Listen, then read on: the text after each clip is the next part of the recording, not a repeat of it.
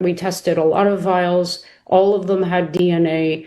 You know, we've been told for years that integration isn't going to be a problem, that, you know, foreign DNA fragments aren't a big deal, blah, blah, blah.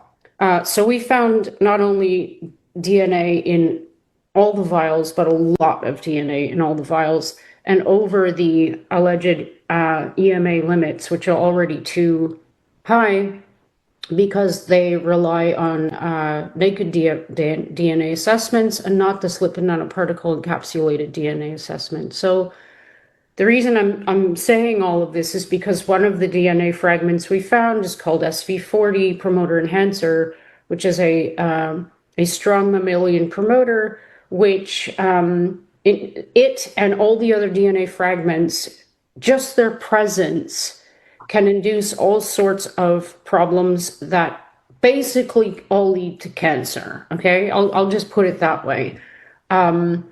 So I started thinking about gene mutations. Like I went for a long shot. I look at VAERS data. I was like, I wonder about any long shot if there are any reports of specific gene mutations in VAERS. And I was expecting to find nothing, but I didn't find nothing.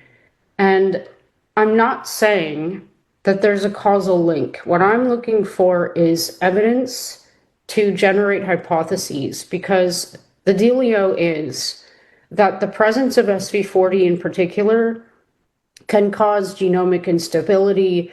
Insertions can occur. Gene defects can be anticipated if you're talking about inserting a cell with billions of fragments of foreign DNA.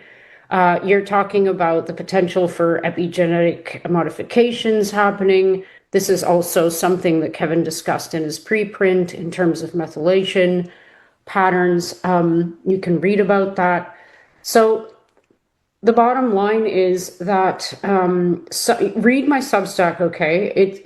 There are some questions that everybody kind of needs to answer that I've asked in that Substack.